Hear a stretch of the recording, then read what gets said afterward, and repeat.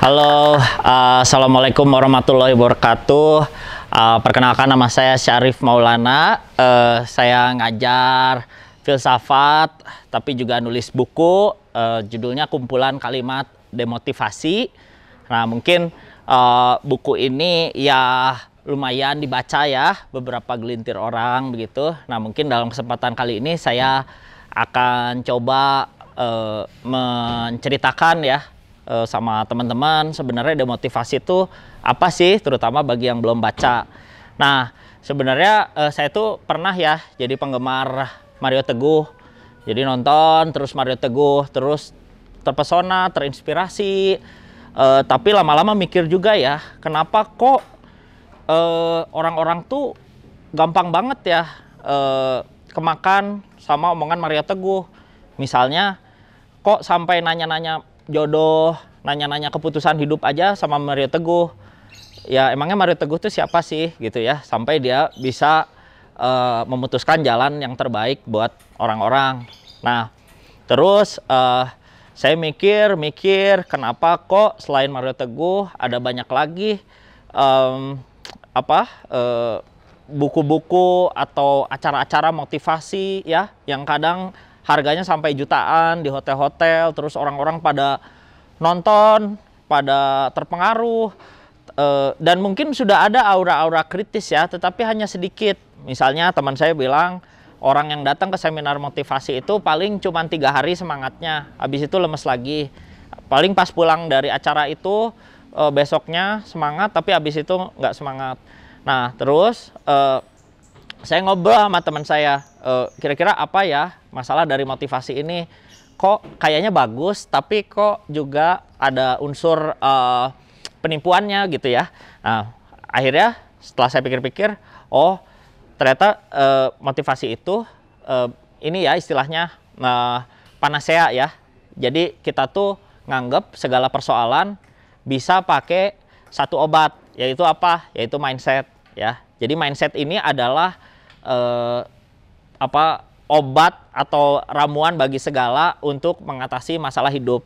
Misalnya gini, kalau teman-teman pengen kaya, ya harus mikir ya untuk menjadi kaya. Jadi fokus pikirannya, mindsetnya. Kalau teman-teman dengan memikirkan itu masih miskin, berarti teman-teman mindsetnya kurang kuat. Nah, itu sebenarnya yang jadi kunci motivasi. Semuanya mindset. Kalau kalau teman-teman gagal, berarti mindset teman-teman kurang kuat, di dalam hatinya atau dalam pikirannya ada penuh rasa pesimis atau skeptis. Nah, sebenarnya apa salah saya sih kayak gitu? Ya, sebenarnya bagus kok.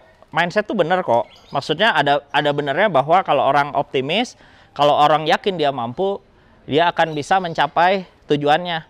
Nah, tapi di sisi lain ada banyak faktor kan kenapa orang itu gagal mencapai tujuan. Ya, misalnya gampang ngomongnya kalau kita nggak punya duit, terus tolong kamu pikirkan untuk jadi kaya. Nah, itu gampang nyuruh orang kayak gitu. Lalu pas dia gagal, kita tinggal bilang, oh kamu pikirannya kurang fokus. Nah, kalau rumus itu benar, coba kita berandai-andai ya. Misalnya orang kaya seperti Elon Musk atau Jeff Bezos, coba suruh berpikir fokus, dia jadi miskin misalnya, atau nggak punya duit. Misalnya kita demotivasi Elon Musk, tolong pikirkan kemiskinan, tolong pikirkan nggak punya duit.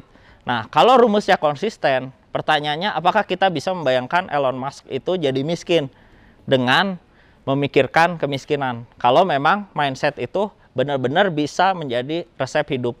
Saya kira kita sama-sama setuju bahwa itu tidak mungkin terjadi.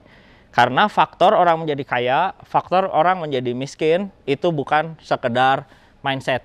Nah, setelah ditarik lagi, sebenarnya demotivasi ini udah tua banget pemikirannya dalam filsafat, bahkan dalam agama sekalipun. Sebenarnya filsafat dari waktu ke waktu itu ngajarin demotivasi. Misalnya di masa Yunani ada skeptisisme, ya, lalu ada sinisme atau sinisisme orang mengatakannya. Lalu di masa modern ada nihilisme, ada absurdisme. Lalu di masa pencerahan, kalau kita mundur lagi, ada Rousseau yang mengatakan bahwa peradaban itu merusak. Peradaban itu menjauhkan manusia dari kemurnian. Nah, jadi selalu ada cara pikir dari para filsuf yang mengatakan bahwa society itu atau society yang ada pada ilusi kemajuan itu sebenarnya berbahaya. Nah, ini sebenarnya sejalan, motivasi juga sebenarnya semacam ilusi kemajuan. Jadi kita tuh harus maju, kita tuh harus kaya, kita tuh harus lebih dari yang lain. Nah, itu sebenarnya sesuatu yang diwaspadai oleh para filsuf. Nah, lalu bagaimana dengan agama? Saya kira agama juga sama ya. Agama tuh sebenarnya dekat sama demotivasi. Misalnya Siddhartha Gautama, awalnya dia kaya raya, awalnya dia tinggal di balik istana, lalu dia gelisah, dia keluar, dia tinggalkan kekayaannya, dia lihat fakta yang sebenarnya, dan akhirnya dia meninggalkan seluruh semangatnya untuk mengejar kekayaan hidup. Bagaimana dengan Islam misalnya? Islam juga ada unsur demotivasinya. Misalnya hidup ini cuma senda gurau belaka, ya, atau kita nggak usah mengejar kekayaan terlalu banyak di dunia, tetapi nanti kita bisa kita bisa dapatkan ganjaran lebih di akhirat, ya. Bagaimana dengan Kristianitas misalnya? Saya kira juga cukup banyak anjuran demotivasinya, ya. Kita lihat sosok Yesus Kristus juga mengajarkan untuk hidup bersahaja, untuk hidup dalam kelompok kecilnya, tidak perlu bersemangat mengejar posisi-posisi birokratis, ya. Jangan terlalu bersemangat mengejar kekayaan, begitu. Bahkan dalam salah satu kitab, saya lupa Perjanjian Lama atau Baru, ada yang namanya kitab Pengkhotbah, yang isinya kalau dilihat sangat demotivasional, ya. Nah, jadi kita lihat bahwa ajaran agama sendiri banyak ya yang punya unsur demotivasi. Nah, sebenarnya apa sih masalah motivasi itu kalau kita mau lebih lanjut masuk? Nah, kalau kita lihat awal mulanya motivasi itu, kita bisa tarik ke bukunya atau filmnya Rhonda Byrne yang judulnya The Secret. Di situ ada ajaran tentang the law of attraction atau hukum tarik-menarik. Jadi kalau kita memikirkan sesuatu secara positif, maka hal positif akan datang. Kalau kita memikirkan sesuatu secara negatif, maka hal negatif akan datang. Itulah law of attraction. Nah, itu sekitar tahun kalau nggak salah 2009 atau 2000, saya lupa ya. Tetapi 2000-an lah. Nah, dari mana sebenarnya ajaran Rhonda Byrne itu awalnya?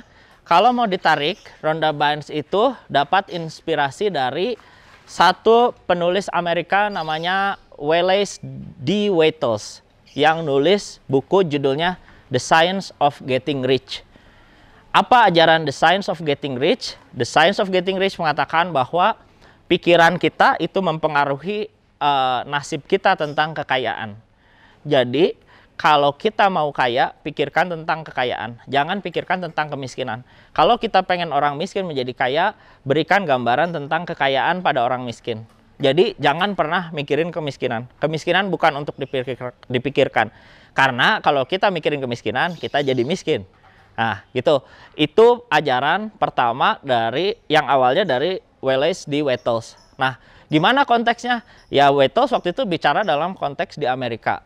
Waktu itu di Amerika awal abad ke-20, orang masih berlomba-lomba mengejar kekayaan karena waktu itu Amerika masih tanah yang baru, ya. Jadi mungkin harus diberi semacam motivasi, semacam mindset.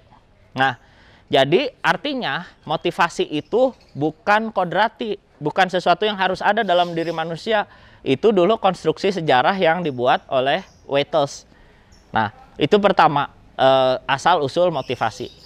Yang kedua, teman-teman tentu tahu ya, yang namanya piramidanya Maslow atau hierarki kebutuhannya Maslow. Yang paling awal kan apa?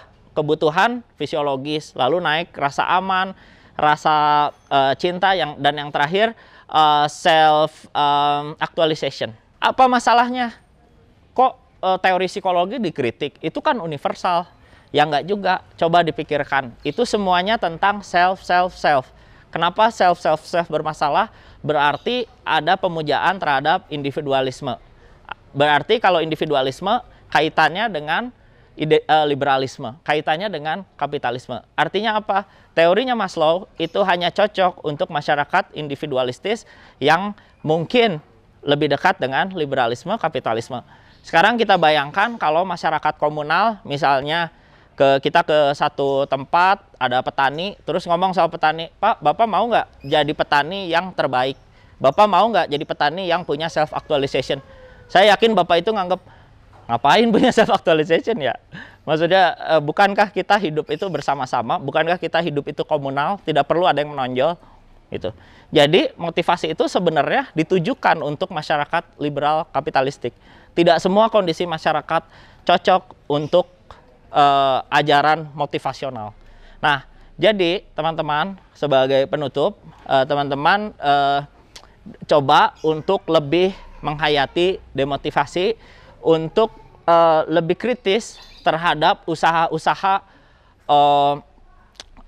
usaha-usaha menjadi kaya, menjadi sukses dengan cara-cara yang mengandalkan mindset. Kita lihat di Twitter ada orang bilang usia segini dapat 100 juta, usia segini dapat 1 M, usia segini resign. Nah, kalau teman-teman semua terpesona dengan ajaran kayak gitu, bisa-bisa teman-teman menghalalkan segala cara ya. Bisa korupsi, bisa menindas orang lain. Emang sih jadi entrepreneur itu keren ya. Tapi kan kalau entrepreneurnya kaya sendiri, sementara pegawainya dibayarnya kecil, ya sebenarnya motivasional sekali gitu. Jadi hati-hati, motivasi itu seringkali juga berkaitan dengan eksploitasi ya.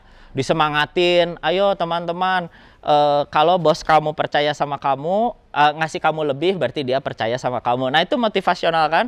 Ayo teman-teman, tingkatkan sense of belonging. Jadi kita harus peduli pada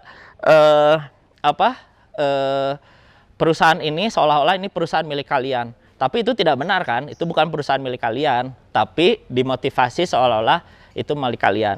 Nah, hati-hati karena banyak kasus orang depresi, banyak kasus orang bunuh diri karena mereka terlalu termakan motivasi ya. Ingat bahwa hanya orang yang motivasional yang bunuh diri itu, hanya orang yang optimistik. Karena orang yang pesimis itu tidak akan bunuh diri. Kenapa? Karena dia tidak menemukan makna hidup. Ngapain dia nyari makna setelah mati? Berarti dia harus cari makna 2 kali ya. Jadi tetap pesimis, tetaplah demotivasional karena itu akan menghindarkan kalian dari depresi, menghindarkan kalian dari bunuh diri ya. Jadi kalian nikmati saja hidup, tidak perlu ada target ya. Tuhan tidak melihat kalian dari kekayaan-kekayaan yang ditumpuk. Karena percuma ya, seperti kita lihat Wirda Mansur itu ada listnya berapa biji itu, punya 100 jet, punya apa. Itu kalau tercapai, itu pasti dia menindas orang lain. Itu nggak mungkin dia tercapai tanpa memiskinkan orang lain. Jadi kalem aja, hidup mah santai aja, rebahan oke, tetap miskin oke, gagal nggak apa-apa ya. Karena kaya pun kalian belum tentu masuk surga. Terima kasih. Wassalamualaikum warahmatullahi wabarakatuh.